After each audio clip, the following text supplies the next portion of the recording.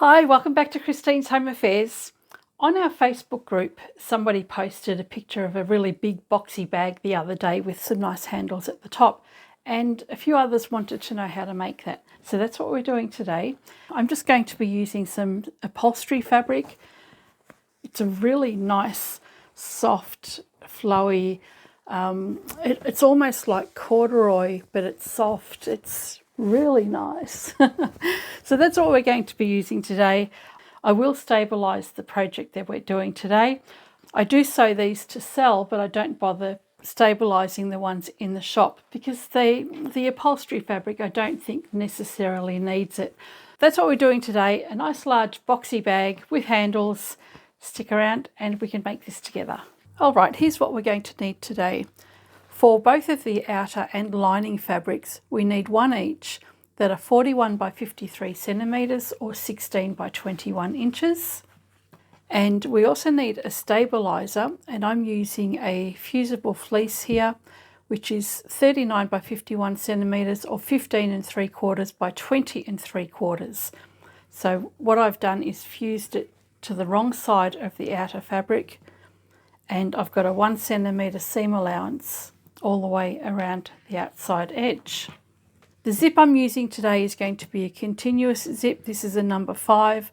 We need about 33 centimetres or 13 inches, just slightly longer than the top edge when it's cut.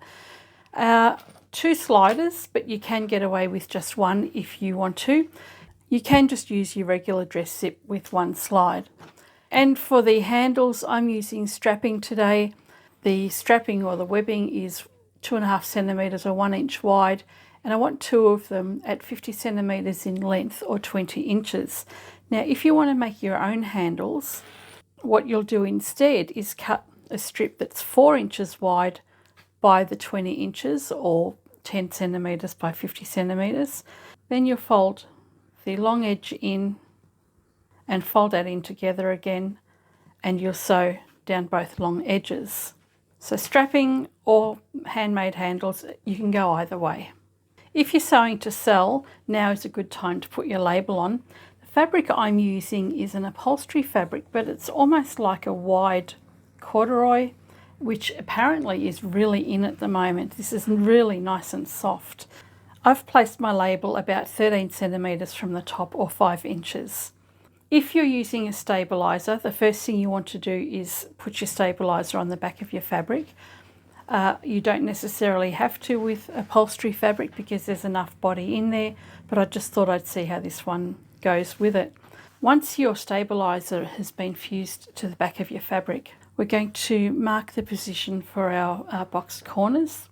I want mine to be 1.5 inches or 4 centimetres from the edge of the stabiliser. So if you can see the line I've marked on the edge of my stabiliser, that will be my stitching line. We're going to mark 4 centimetres or 1.5 inches from that edge at the top and the side, and we'll do the same on the other side.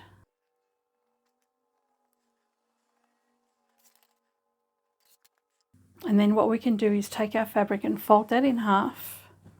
Find the centre at the bottom here. I'm just going to clip this together for the time being, just so that it doesn't shift whilst I'm marking more measurements. On the bottom edge here, we're going to come up and measure the same distance, 1.5 inches or 4 centimetres. We can take that measurement from the folded edge of the fabric because there is no seam line at the bottom here. And on the side, we can take our measurement from the edge of that stabiliser. And this is going to give us nice square corners.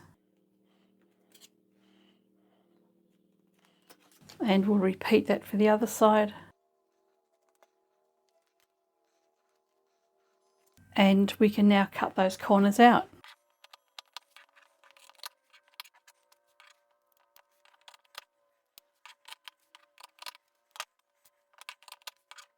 This is all we need to cut out now from our bag. We need to do the same thing for the lining as well. Now, I've allowed seam allowance around to the outside edge here, but I haven't made an allowance for that on the edge of the stabiliser when I'm boxing the corners. It's not going to make much difference here if I've got that little bit extra bulk in the corners. For the lining, I'll do the same thing. Place the fabric together, and I can take one of the pieces of fabric here and use that as a template for cutting out the corners.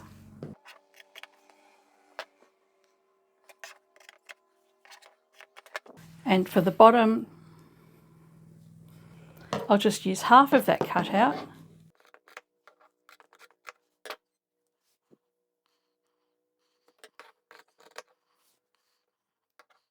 So now we have our main fabric and our lining fabric all ready. Grab your outer fabric, and we're going to mark the position for the handles. So fold it in half lengthwise, find the centre,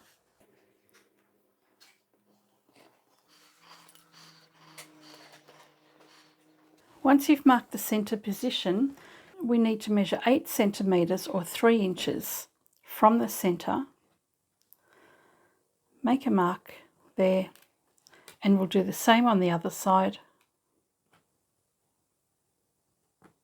We're going to mark 12 centimetres down or 4.5 inches, and just make your mark in line with that mark we've got at the top. Repeat that for this side, and then we're going to place our handle in these spots here.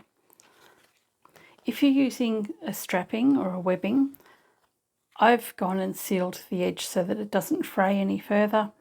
I'll fold the edge up by about 2 centimetres or 5/8 of an inch. Place the raw edge onto that mark I've made, and then fold that up and pin it in place.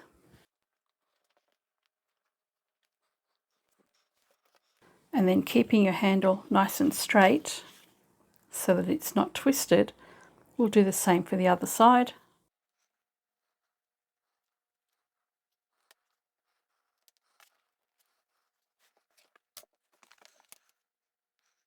And just double check that you've got your handles even. Now, we don't want to sew our handle all the way up to the top edge either, because this later on is going to be the top of our bag and we want the handle to be able to come out. So when we sew this in place, we're only going to sew from the bottom edge up 5 centimetres or 2 inches. And what I will do is I'll start across here, come down, across, go up, across and down. And then that means that there's a lot of play here for my handle and it won't get stitched to the wrong part of the fabric. And you'll do exactly the same for the other end. If you're going to use handles that you've made yourself, you'll apply it in the same fashion. So have the edge of your handle facing the top edge of your fabric, fold it up, and you'll sew around there, come up and come down again. If you choose to do it that way, you don't need to worry about folding up the raw edge on the short end. So what I would do is just have that fabric opened out at the end and fold it up and stitched down. So it doesn't matter whether you use regular fabric or the strapping. All right, once you've got the handles on both ends of your fabric, we can take this to the machine and stitch it. So on all 4 handle ends, come across, down, across, up and around. I've marked this pin at the end point of where I'm supposed to sew, and then I'll come across and down and finish up all of those handles.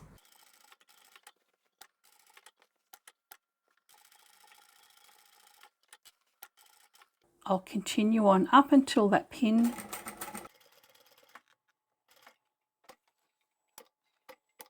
and across the top here I'm going to go forward, back and forward just to reinforce that stitching.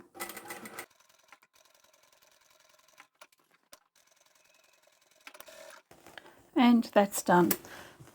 So now you've got the handle nicely secured in place, and this fabric can fold over when we do the boxing later on.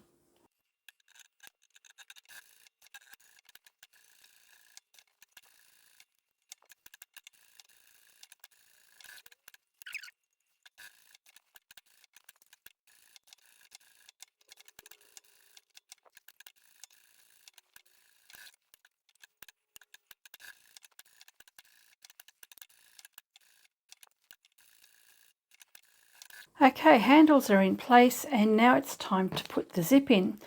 I'm just going to pin my handles down and out of the way for the time being, otherwise they're just going to be annoying. And as I said, I'm using a continuous zip today rather than a regular zip. You can still use a regular zip.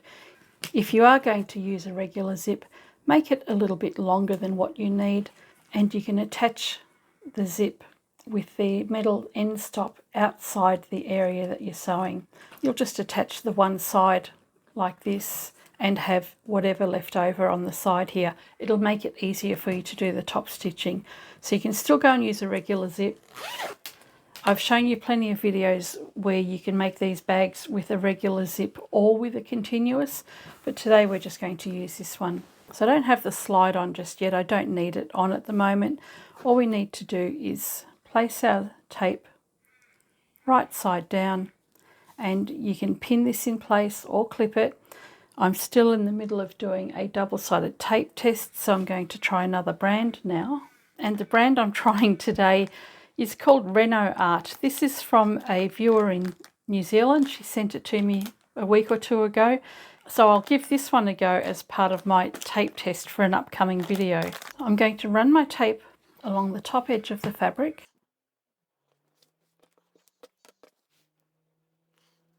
And we'll take the zip and place that faced down.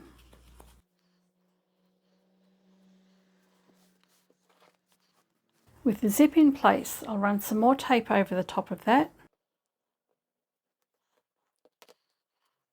And we'll grab the lining, and you'll place your lining fabric right side facing. So if this had a print on it, I'd have the print facing the printed side of the fabric.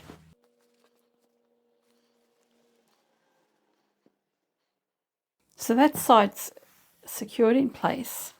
I'll take off the other side of the zipper tape, come to the other end of the bag, run some tape along that as well, and with the zipper tape faced down, and we'll put some more tape on here.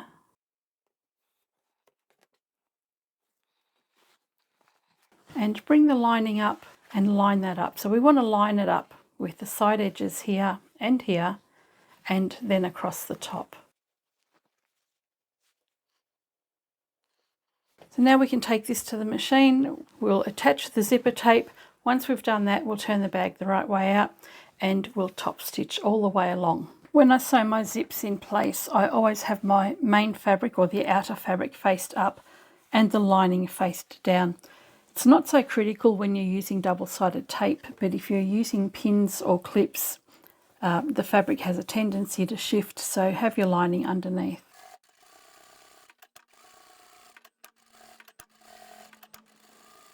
And repeat for the other side.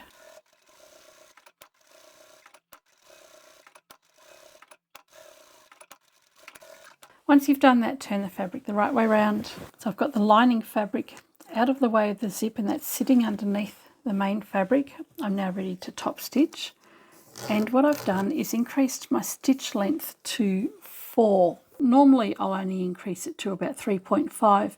This time around I'm going to 4 because of the pile that's in the fabric. I just feel as though it might be better with a much longer stitch length, and I'll also top stitch a little bit further away than I normally would.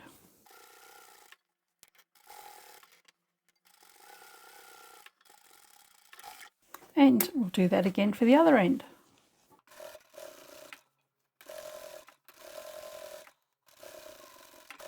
Okay, I've got my zipper tape in place. It's time now to put the sliders on. And to do that, you want to line up the straight edge of your fabric, and I'll just trim that zip so that it's even across. And then I'm going to take the curved edge of my slide, sit that on the top edge of the zipper tape, give it a push until you hear that click, and then you can slide it across. If that's not straight enough for you, you can take this off and try again. Reposition that.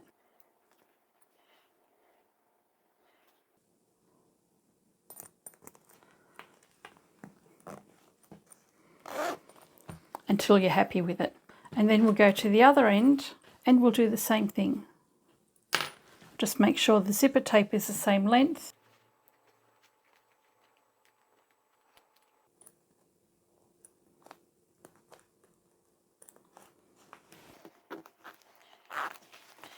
And then bring your two slides in together and make sure that sits nicely in the middle there. You don't want to have one side of the zipper tape sticking up more than the other. So that sits nice and evenly.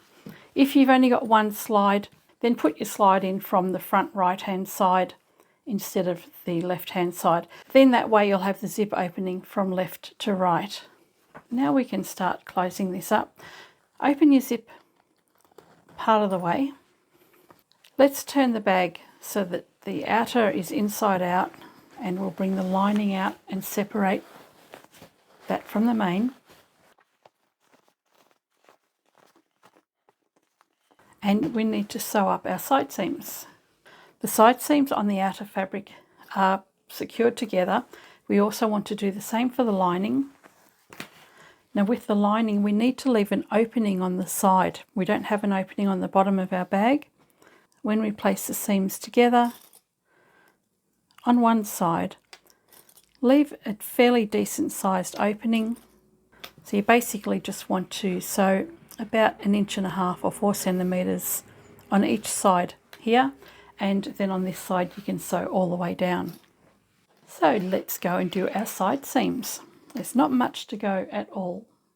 We've got our 1 centimeter seam allowance here, and that is the very edge of our fusible fleece there. So I'm just going to sew right along the edge there. Backstitch at the beginning and the end. And reduce your stitch length to whatever you normally would use. Mine is 3.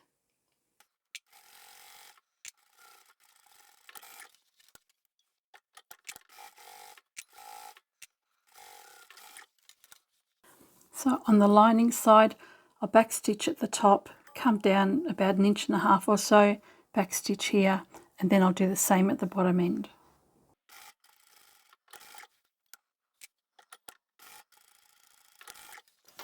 And for the other side, I could sew straight across.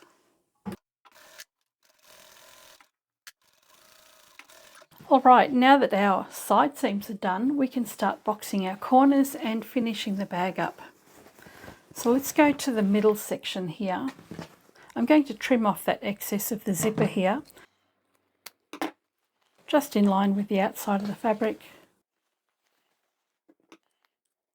Then we can open out the outer fabric and line up the center of the zip with that seam line that we've got here. And then line up the rest of the boxed corner.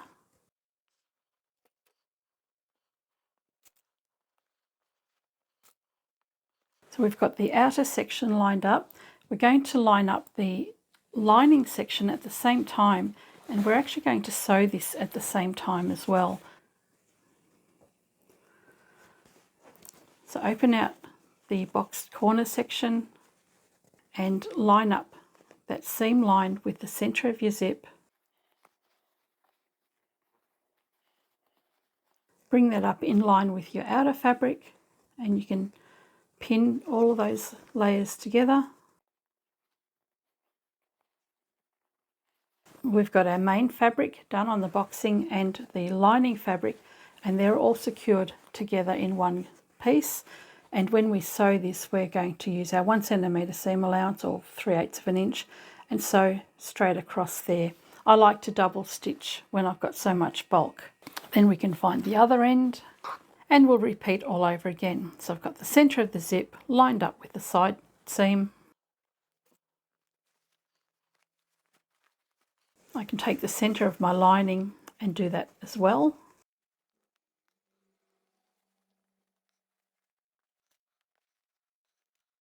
So that's ready at the zipper end. What we're going to do now is go and sew these two sides in place first before we do the boxing on the other side. If you haven't done this technique before, it gets a little bit fiddly and confusing. So to remove that confusion, we'll go and sew that first.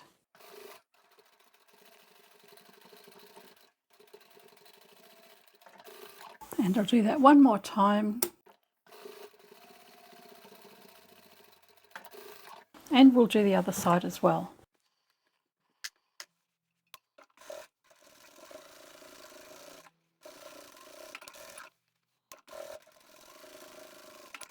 One of the reasons that I double stitch this is that I don't want to have to go and buy any specialty thread, anything that's a little bit thicker.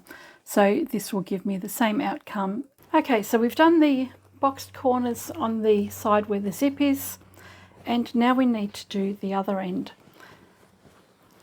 Spread the fabric apart and secure the edges, and then the opposite end of here across here, you're going to do the same. We'll take this piece of lining fabric, and where I've got my seam going in that direction here, I'll have the other one going in the opposite direction. So I'll bring that seam across to match this one, and just sit that directly over top and line up the center seam and then line up the rest. So we've got both of those layers ready to be stitched together. If you don't have the confidence to do this, you don't have to at all. You can just do the bottom corners separately. So at this end, I've got the corners clipped together separately. If you want to put them together that way, that's perfectly fine. There's no wrong way of doing this. If you're planning to sew to sell, you'll actually save yourself a lot of time by not having to stitch those extra seams. So it's worth learning this technique just to save that time. Let's go back to the machine and we'll sew up these ends. And then somewhere in here is our opening to turn it through.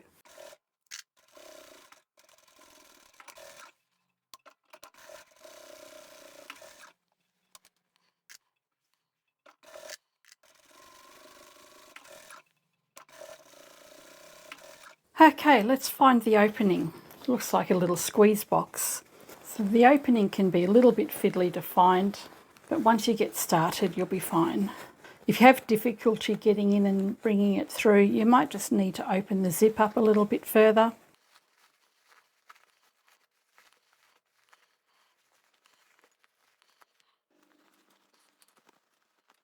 And when you finish turning everything the right way around, poke out all your corners, and if you're happy with the way the corners are looking, then you can close up the side seam. So just pinch those edges together and we'll take it back to the machine and we'll top stitch that closed.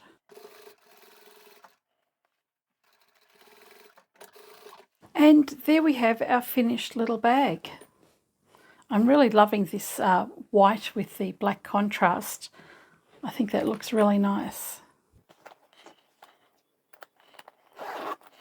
And plenty of room on the inside. So how did you like that project? This is such an adorable bag. I love the fabric. And apparently it's all the rage at the moment. So I'm glad that I've got a few sample pieces of this in stock. And I'm going to make them up in lots of different colours. I only have one piece of each of these colours, so I'll have quite an assortment of these bags in the shop soon. I have a little piece of fabric left. I might make a smaller boxy bag, or maybe I'll make something else. I haven't decided yet, but I won't let it go to waste. We'll find something to do with it. I really like the size of this bag, and it's just so soft and fluffy. So with the double zipper at the top, you can easily open that and you've got plenty of room inside. I've done videos before where we use a regular dress zip and we've only got one slide. So there's lots of videos that you can find that will show you how to do that. The technique for installing the zip is pretty much the same, and you don't even have to take the slider off if you're not confident in doing that. But this was a fun project to do, so thanks to the Facebook group that wanted me to do this, I can tick it off the list and get on to the next request. I'm going to sell this in the shop for $35. My really big giant utility bags, or the dop style bag, I sell those for $35. I did try them higher and didn't sell enough, so I put the price down. And I think this one here, I think that'll sell really well as well. I hope you've enjoyed this video, and I shall catch you next time. Bye for now.